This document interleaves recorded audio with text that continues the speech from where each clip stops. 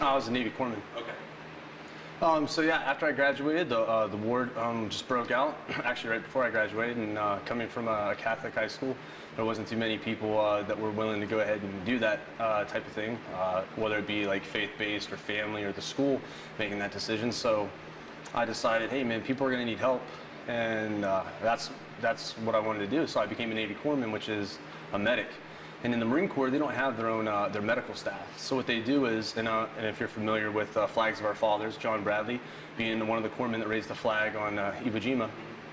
So that's basically what happened. I went to all these medical schools, all this training, 2.5 months Marine Corps boot camp, and then I got stationed with them. And I basically wanted something more than just being the average corpsman. So I went ahead and tried out for the Scout Sniper Platoon. It was a week-long indoc. I passed it, and then I started operating and doing training with 1st Battalion, 5th Marine Scout Sniper Platoon, and that took me all the way to Afghanistan, where I went ahead and did my job over there. What was, and you said you were over there for how many years? I was over there for 8 months. 8 months, okay. 8 months. What is that time like when you're over there, you're far away from home, and a place that you've never been before, in harm's way and all that? How harrowing can that be? It's scary.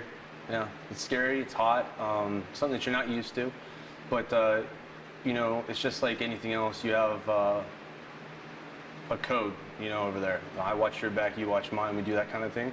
And as long as you're focused, it's a lot like fighting. I don't worry what they're going to do to me.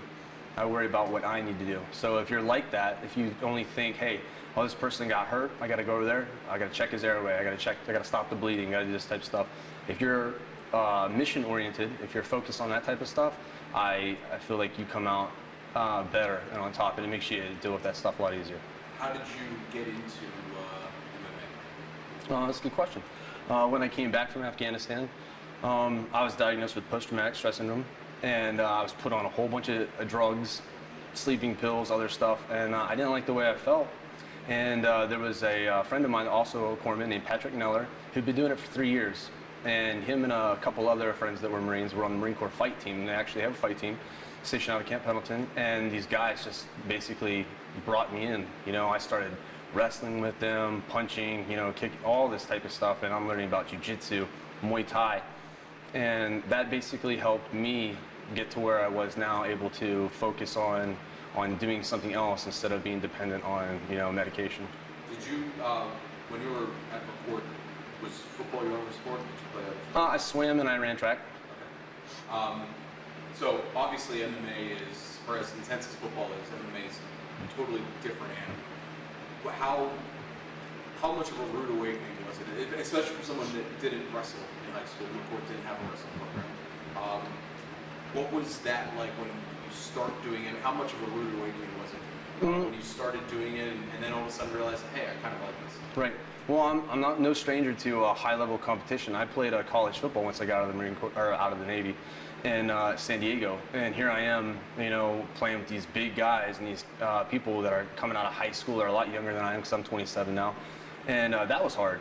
So to make the transition to become a fighter, basically I just had to lose a lot of weight. I was about 227 pounds, used to lifting heavy weights, and now it's more of a cardio-based type thing. So that was probably the hardest part, was learning how to get my body used to that type. But as far as getting in there and feeling like that type of competition, not wrestling or having someone in my face, I felt right at home. You fight over there, and it's basically the same thing. When did you realize that you were pretty good at this? Oh, probably the first fight. I mean, I choked the guy out in less than a minute. And, I wasn't even really supposed to fight. His guy didn't make weight, and I just went there with my gym bag, and I said, hey, I'll fight the guy. And they said, sure, why not? So we both weighed the same, got in there, and I just did it, and I knew, hey, man, this is a job I can do. And how many fights have you done in your career so far? 3 here. And I also fought 2 stand-up kickboxing matches up in Manhattan against a North American champ, and now he's a world champ as a pro fighter. And he beat me. So, and that's I don't think I'm going to face anybody like him as far as the striking department in this area. So you're from Moxon? You grew up in Moxon? Yep.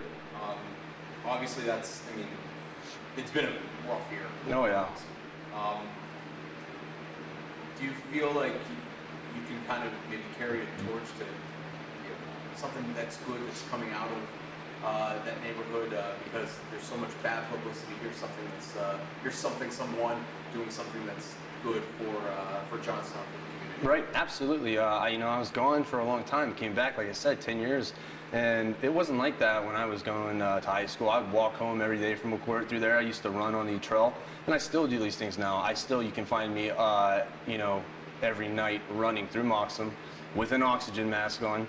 So don't confuse me for the Moxham Ninja. But yeah, I still go ahead and do everything else normal in there. It doesn't really deter me, because I feel like if you are a part of that society as well, I mean, using drugs or into crime, I feel like those are the people that are being targeted, not the good citizens or the people that want to live their life normally. So, yeah, I hope so. I hope people see this and think, hey, man, if you don't have anything else to do, get into something that's positive, the kids. Instead of doing drugs or fighting out there, come down here, you can fight every day, and it's a good way for a stress reliever and something positive that you can push forward to,